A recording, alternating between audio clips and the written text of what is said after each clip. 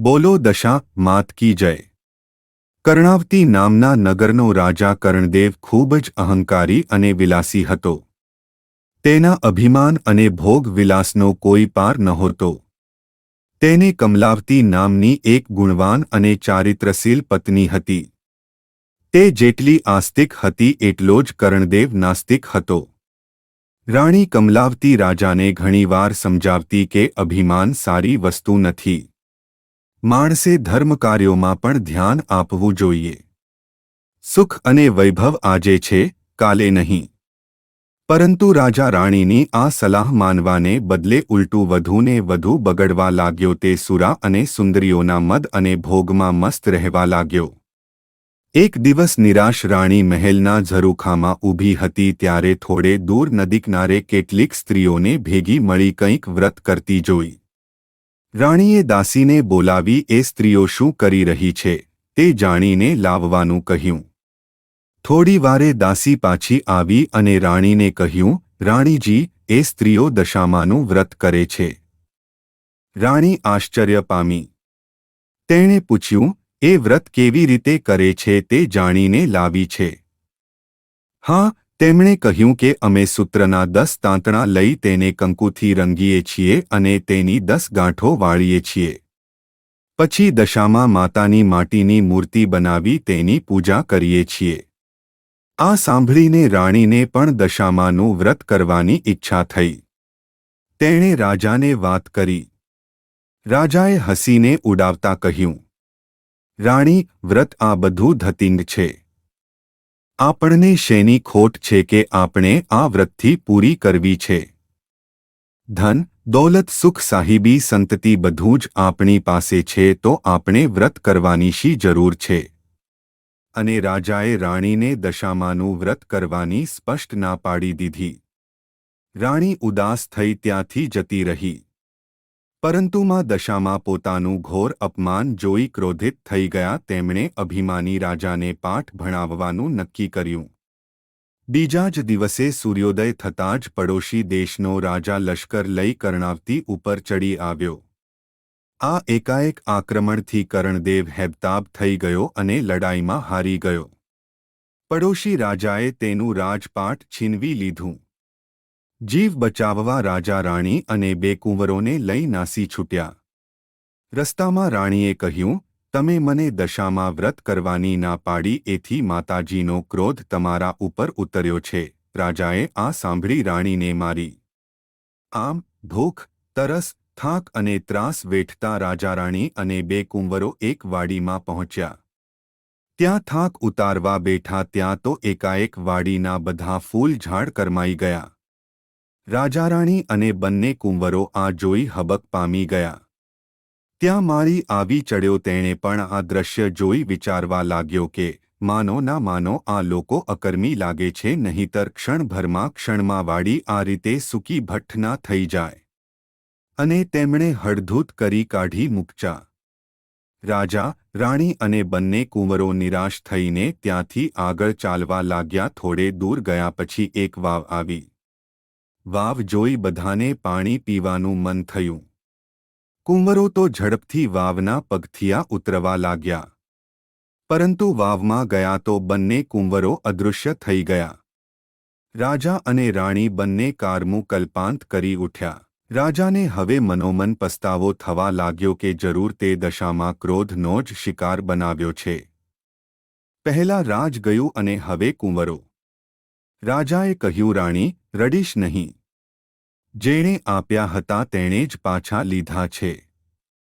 રાજા અને રાણી આગળ ચાલ્યા।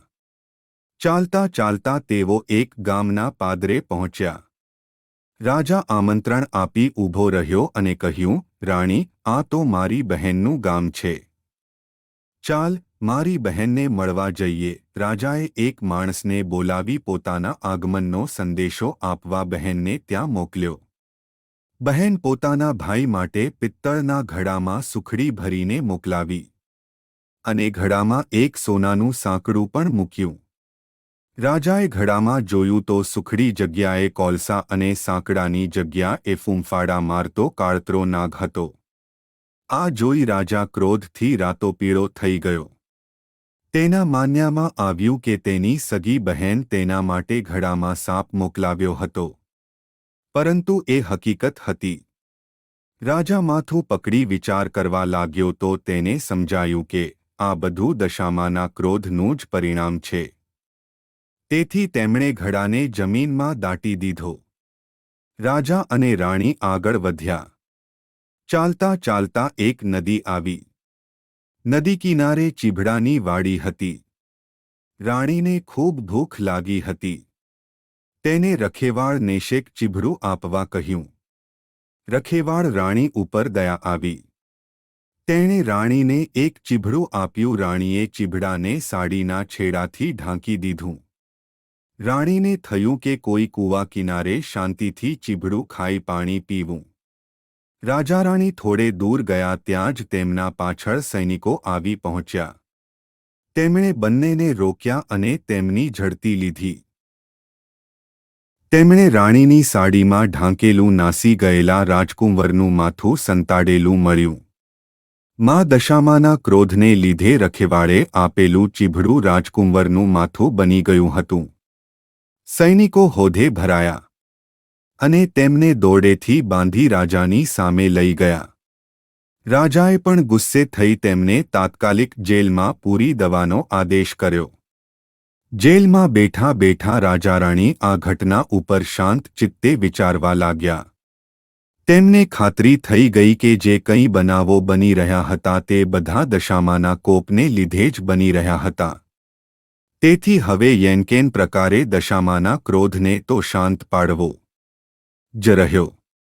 આથી દશામાને રીઝવવા રાણીએ તેમની તપશ્ચર્યા શરૂ કરી. 10 દિવસ સુધી રાજા રાણીએ માના નામના જપ કર્યા અને નકોરડા ઉપવાસ કરી માની માનસિક સેવા પૂજા કરી. પોતે કરેલી ભૂલોને ક્ષમા કરવા માની યાચના કરી. રાજા રાણીની હાર્દિક ભક્તિ જોઈ મા દશામાં તેમની ઉપર પ્રસન્ન થયા અને તેમને સપનામાં દર્શન દીધા અને આશ્વાસન આપ્યું કે ચિંતા કરશો નહીં, સૌ સારાવાના થશે.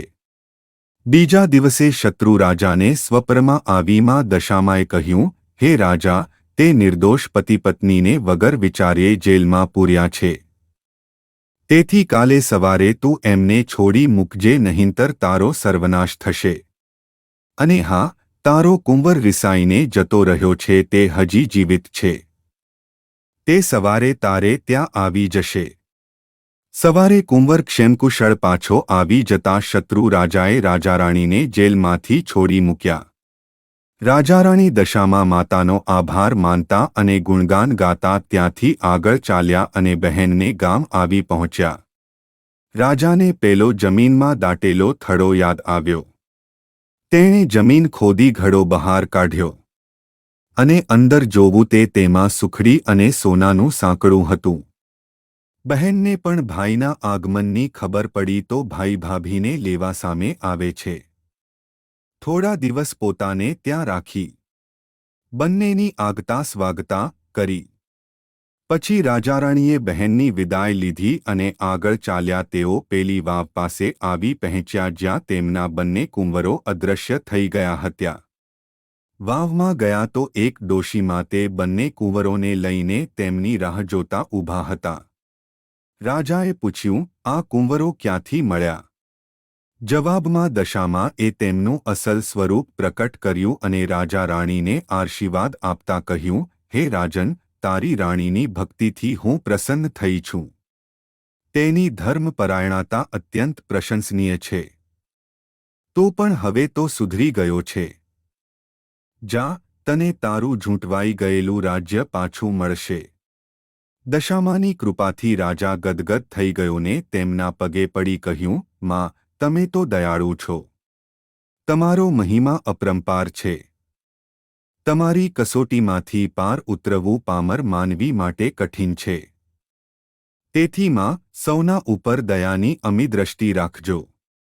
દશામાએ કહ્યું, હે રાજન, જે કોઈ દશામાનું વ્રત રાખશે તે મારી અમી દ્રષ્ટિને પાત્ર થશે.